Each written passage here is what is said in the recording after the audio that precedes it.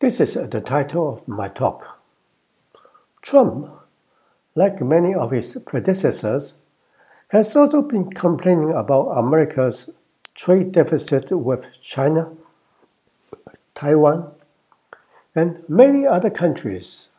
I say, aren't Americans as smart as Trump has always boasted about himself?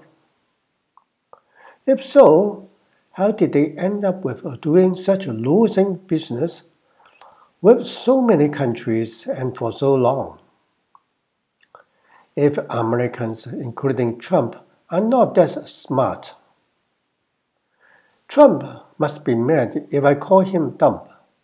But if he is not, there must be some other dumber guys responsible for the situation. What is the situation? Let's take a look. This is America's BOP statistics, which shows how disappointing its current account is, especially its trade balance. As a proof that such trade data are inaccurate, fake, and manipulated. Tell me, what is a BOP? Right, balance of payment. So this is the situation, huge trade deficit.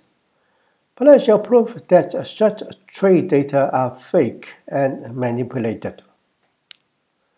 That will be a long story. So let me first give you a quick example of how someone has replicated fake data. These are the data collected by Robert Solow, who wanted to see the relation between output and capital. After some manipulation, he came up with this result of R squared over 99%. You know statistics, right? So tell me what R squared over 99% means. It means a perfect regression. When something looks perfect, you must be suspicious. Let me show you how Solow has manipulated. Can you take out a piece of paper and follow me to work out the following exercise? Given some orderly capital data and some random output data, you can insert any number you like. Then plot this data into a scatter diagram. It looks pretty random, doesn't it? Next, define a new variable called technology by y minus 0.5k. For example, 10 minus 0.51 is 9.5. And work out the technology adjust the output from y minus a to obtain y cap. For example, 10 minus 9.5 is 0.5. Now plot y cap against k. Do you obtain the same perfect result like mine? Can anyone tell how Solow has cheated us? Yes, y cap is a self-fulfilling function. This is how Solow has cheated us. Anyone has studied econometrics? They call this the error correction model in econometrics. Econometrics has also cheated us. Many other people have also pointed out Solow's crime, but that didn't shatter Solow's authority. He himself even became angry when he discovered some others performed the same trick. When some younger economist applied his work to produce something called the DSGE, he snorted with contempt by saying that it doesn't even pass the smell test. Isn't that contradictory and outrageous? What is DSGE? Apart from statistical manipulation, the trade situation is also the result of some theoretical manipulation, of which, again, Solow was a great master. This is Solo's production function just mentioned. And this is the investment needed to cover new population and depreciation. The difference between the curve and the line is consumption. Maximum consumption happens when the slope of the curves is equal to that of the line. If you cut off the lower part of the graph and shrink down the production curve, you obtain something like this. And they give it a fancy name, phase diagram. In physics, phase diagram is used to perform dynamic analysis for convergence. Do you know what convergence is? Equilibrium. Since such phase diagram is nothing but the maximization graph, I used this example to show how economists create fancy theories from some simple logic. And most fancies are even false theories. But neither is simple logic necessarily correct. And one of the simple logics causes the trade situation. The thinking of Trump rests on a simple logic, the demand and supply model.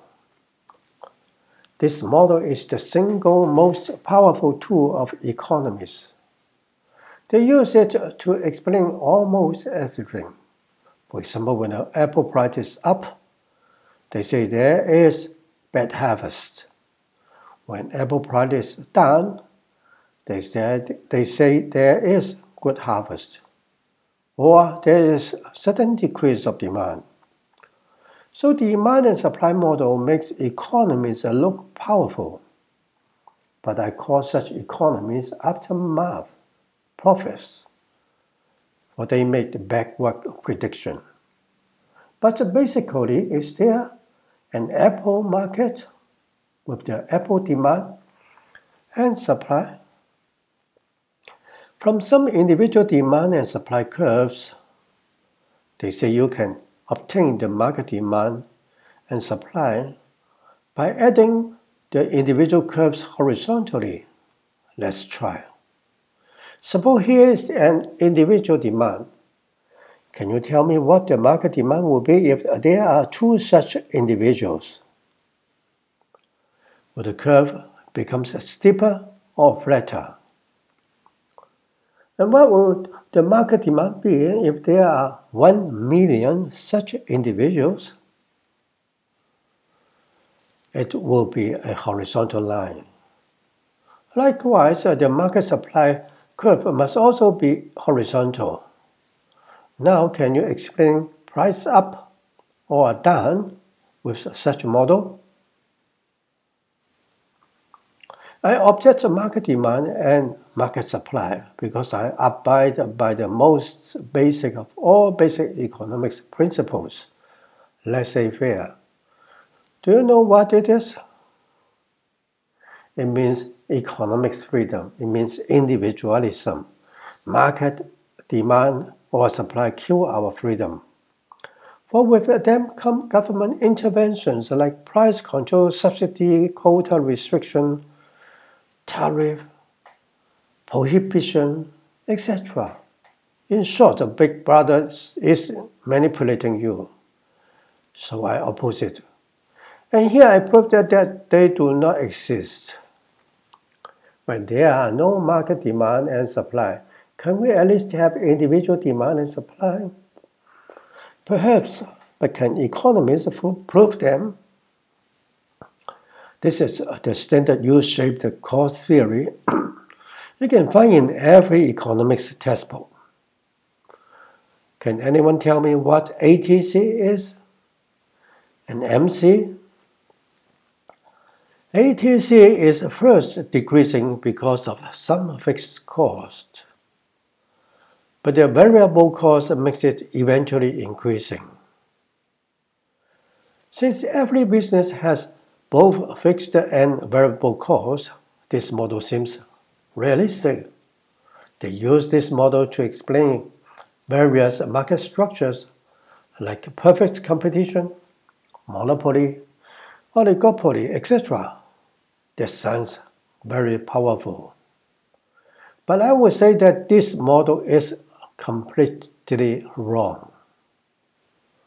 For one thing, they claim that marginal cost is a supply curve. I object. Can anyone tell me why MC is not a supply? It tells the producers to increase quantity when cost is higher. Now, will you do that? No. So MC is not a supply. Likewise, they treat MR, MU, MP as demand. It should be easier to understand why MP is not a demand. Can you repeat that? Yes. It tells the producers to hire more labor when its productivity is lower. Would you do that? No. So MP is not a demand. So economies have neither market nor individual demand and supply, without which they cannot perform their trick to pretend to be master of everything. That would be the end of their world. So what did they do? They simply made up something for the demand and supply.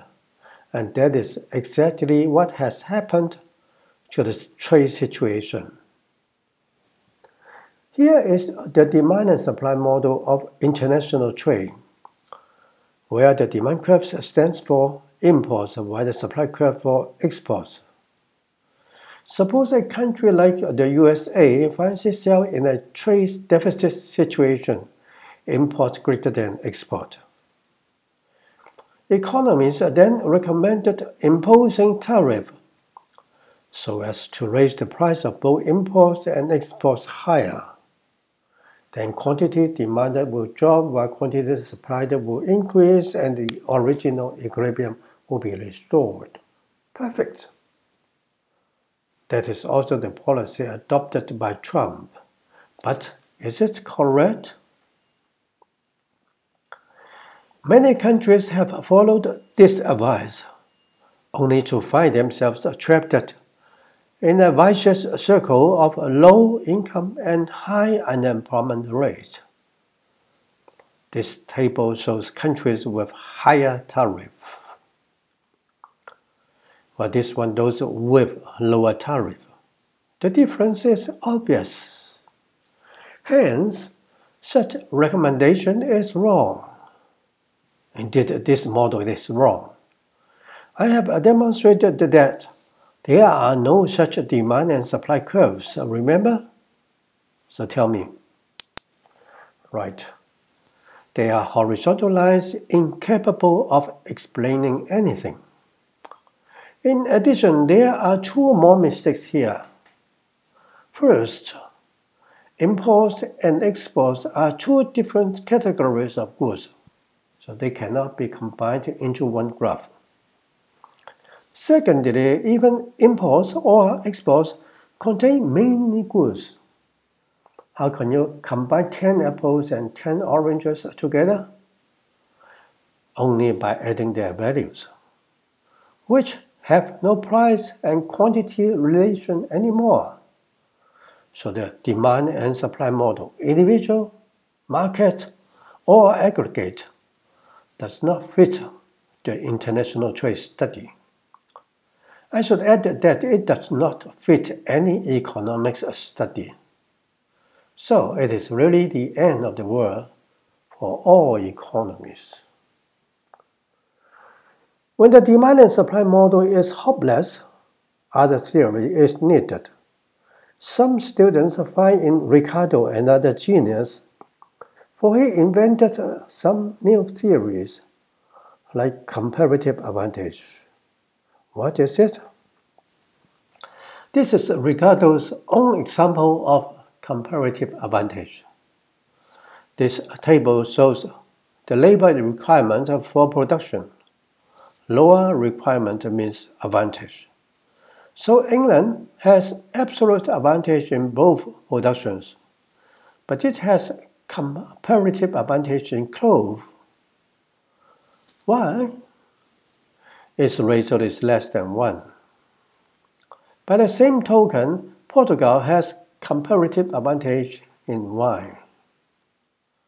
Suppose England has a population of 1,200, while Portugal 930. With her population, England produces 6 cloves and 5 wine, while Portugal 5 cloves and 6 wines. Total production is 11 and 11. If they specialize, England produces 12 cloves, while Portugal 12 wines. The gain from comparative advantage is 1 clove and 1 wine. That is Ricardo's invention. Know your comparative advantage, specialize, and gain. That's great. But compared to the original 11 clove and 11 wine, how much is the gain? 10%. Is that great? At least it is better than the demand and supply model. Adam Smith had another story about specialization. His pin factory had a gain from specialization of 4,800 times, every person and every day. When contrasted, Ricardo's gain looks very miserable. When Adam Smith's gain is preferred, Ricardo's theory must be discarded. There is another reason why I don't like comparative advantage. It kills freedom. It says that you must produce this or that, or do this or that. There is no freedom of occupation. Basically, Ricardo's comparative advantage emphasizes specialization and then exchange. The latter is a negative relation. In contrast, Adam Smith emphasized specialization and cooperation, which is a positive relation. The difference between a negative and a positive relation is more than 4,800 times. But where can we find a positive trade theory that can create 4,800 times profit or gain? When all others have failed, overcurve seems our last hope. And what is overcurve?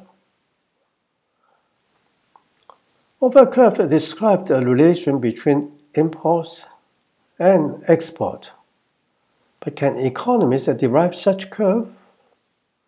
Scitovsky tried to derive it with an indifference curve and a budget line. But what he obtained is this. But such curve bends backward. Can anyone tell me what is wrong with the backward part of this curve? Yes, when a country imports more, it exports less. That is impossible. Or when a country exports more, it obtains less imports. No country will accept that. So, Scitovsky has failed to derive a positive overcurve, without which there is no way to explain 4,800 times gain, without which promoting international trade lacks support, and protectionism will prevail. Indeed, when nobody could challenge him, Scitovsky even extended his mistake to become the so-called optimal tariff theory. And someone else even proved that it would be stupid not to test the rest of the world. Sounds like Trump, isn't it? What an upside-down world economists have mixed up. I would say that Walras is the economist who came closest to solve for a positive overcurve. But first, I shall show how he has missed the chance. Walras' mission is simple. From a negative demand curve, he wanted to derive a positive supply curve. And he used this equation to do so. When someone buys A, he or she must also offer something else, B, in exchange. Let's see how Walras proceeded. First, he defined PA as the relative price of A in terms of B. Then change the first equation into the second. Suppose that these are the demand data. Then relative price of B is simply the inverse of PA.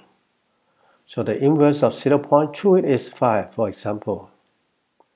Supply of B is calculated according to the second Walras equation.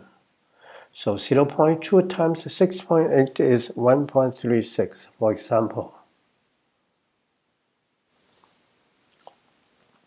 Then relative price. Then I plot DA against PA and obtain a negative curve, which looks like a demand. However, when I plot OB against PB, I obtained this curve, which does not look like a supply. So Walras has failed to prove his own law to derive a proper supply curve. Without a proper supply curve, there can never be any proper economic theory. Not just Walras, numerous other economists have failed in almost every field of economics. When they do not have any economic theories, they turn to manipulate data. Here is another example. A look into the balance sheets of two central banks.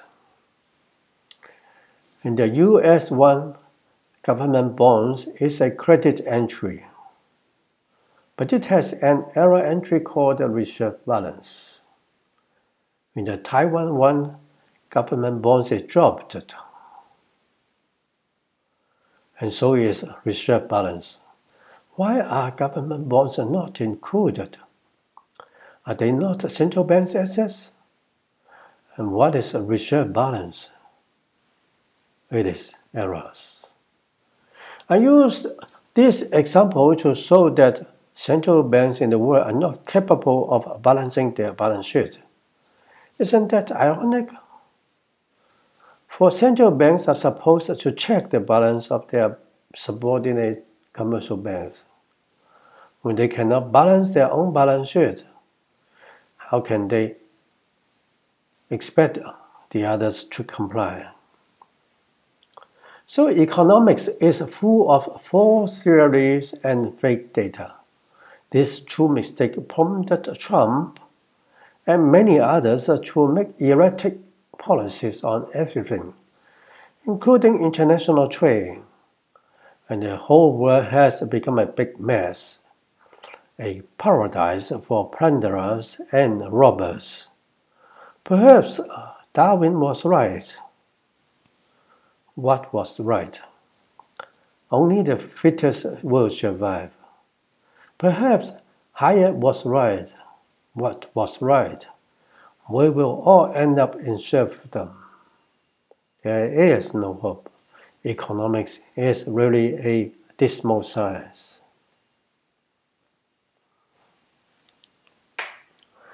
But can we at least have a correct international trade theory? Can we at least have a correct order curve, a correct demand and supply curve? Yes, here comes my profit economics. Suppose John buys A to produce and sell B for profit with this production function. This is actually what we do every day, in every walk of life. Bakers buy flour to make and sell bread for profit. Carpenters buy wood to produce and sell furniture for profit. BMW buys metal to produce and sell car for profit, etc. Isn't this our daily life? So this is real economics. This is what economics should be. This is my profit economics. Do you know calculus? Now for those who know calculus, please derive from these two equations, these two functions. a demand curve for A and a supply curve of B. Then the two curves can be combined into a single one called the offer curve. John buys A to produce and sell B for profit. Hence, we have a positive offer curve, a positive supply curve, and a negative demand curve. And they are all linked together by the motive that John wants to make profit. There is nothing wrong with John wanting profit, as long as he lets others also do so. That is exactly what laissez faire means. Let others do. At last, the end of the tunnel is near, for I see glimmering light. Likewise, we can derive Mary's offer curve, who buys B and uses it to produce and sell A for profit. The intersection of the two curves determines their exchange, balance, and profit. If John is America, Mary is China, then America imports A from China to export B to China. Likewise, China imports B from America to export A to America. So they both have trade balance and make profit. Any question? Had Trump learned this theory earlier, he would not need to wage the trade war. And that confirms that Americans are not particularly dumb. My theory even allows any variation. For example, if America imports A from China but exports B to somewhere else, America has trade deficit with China, but it must be making bigger profit for doing so, and the overall account is still balanced. Americans are not particularly dumb either.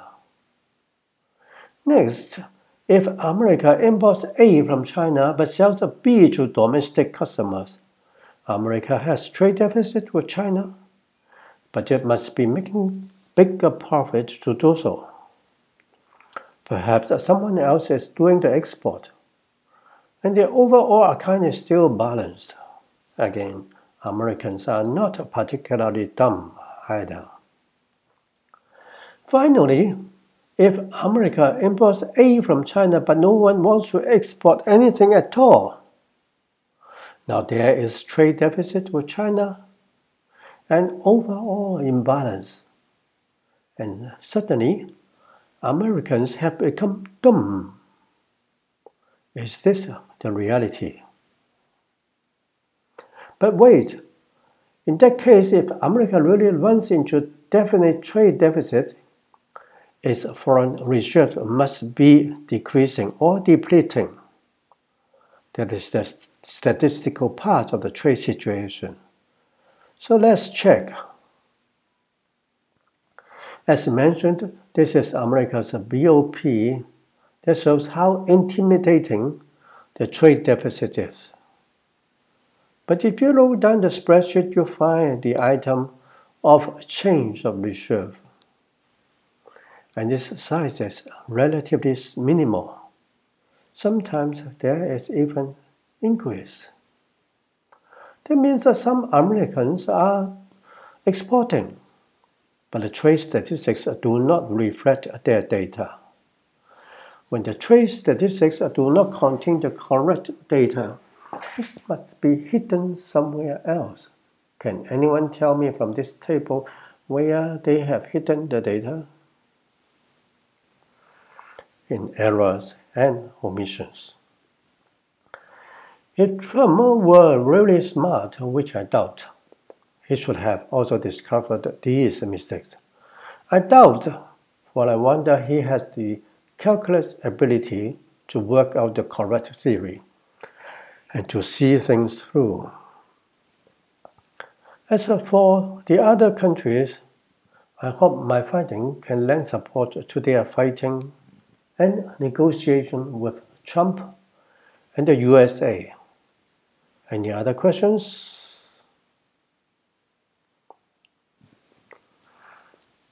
I have prepared some homework for you. Please try them out. If you want to support my works, please donate through PayPal. Thank you.